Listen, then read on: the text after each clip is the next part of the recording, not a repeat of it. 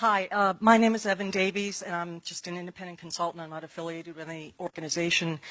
I really admire the work that you're doing to help foster children, and you've said a number of times that, the children's lives is most important.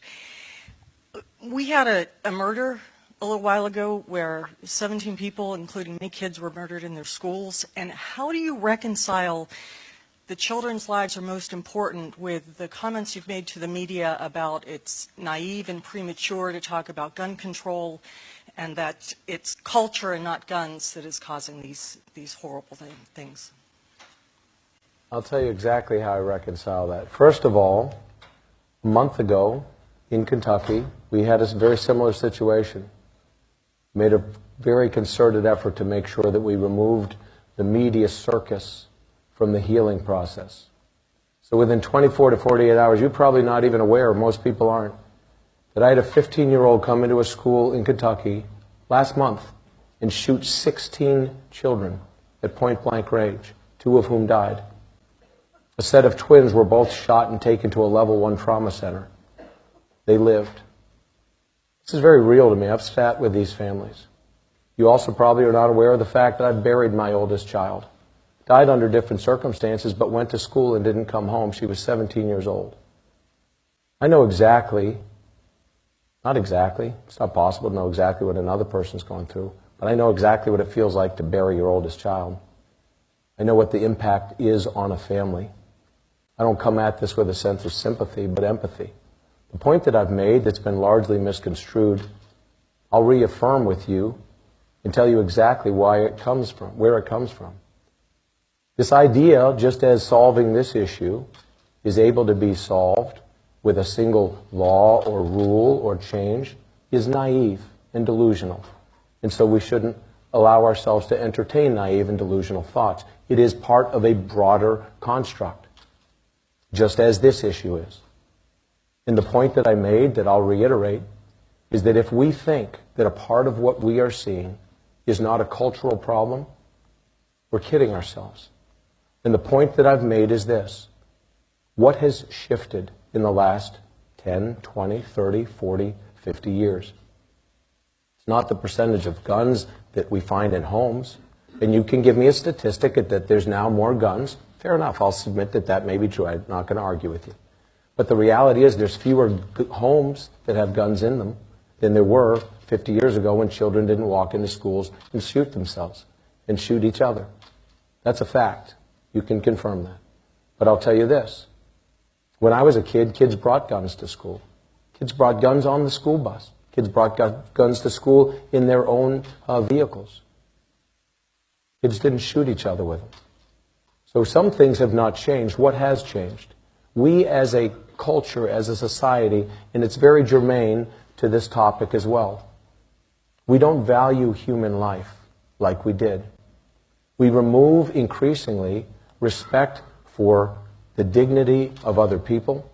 You look at how rampant pornography is, the degradation and disrespect for women and for human life in general. It is so systemic. People of our age have not been exposed like our children have been.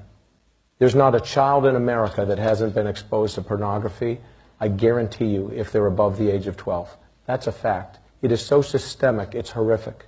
And it desensitizes us at every turn. And so we're desensitized to the value and dignity of human life.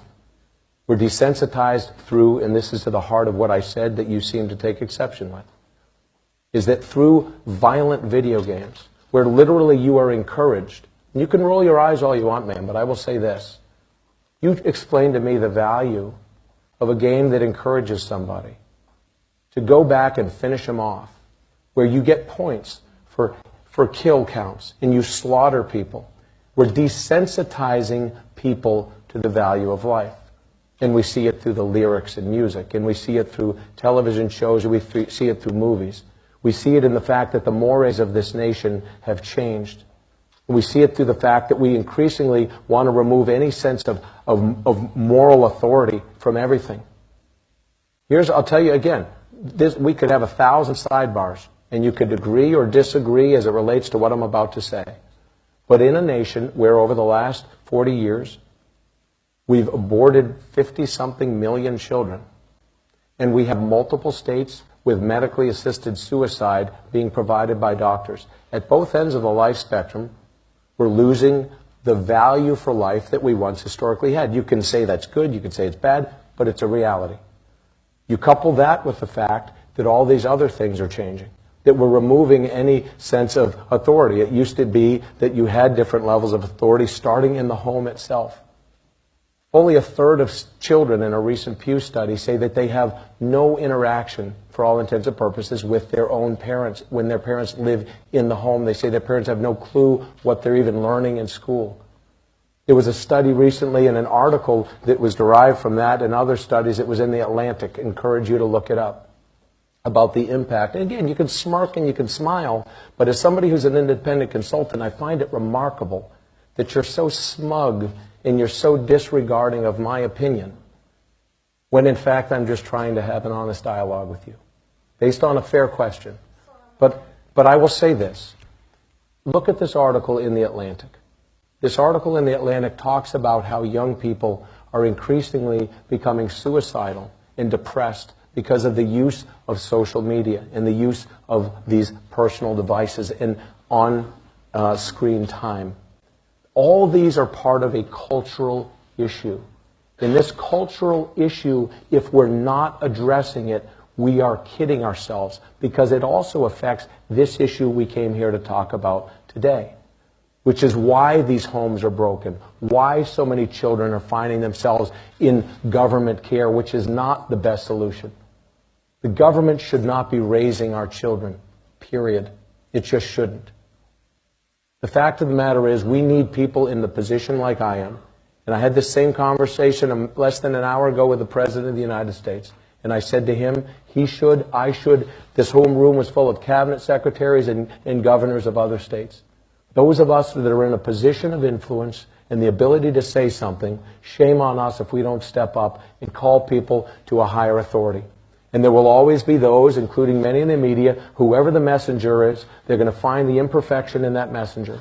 So if the messenger says we should do X, Y, Z as it relates to this issue or adoption and foster care, people will say, well, who is this person? They're an imperfect person. Well, so is every one of us. There's not a perfect person in America, but that doesn't mean we don't strive for perfection. There's not a perfectly morally upright person in America. That doesn't mean we don't espouse and aspire to reach for moral higher authority and expect more and demand more of our children.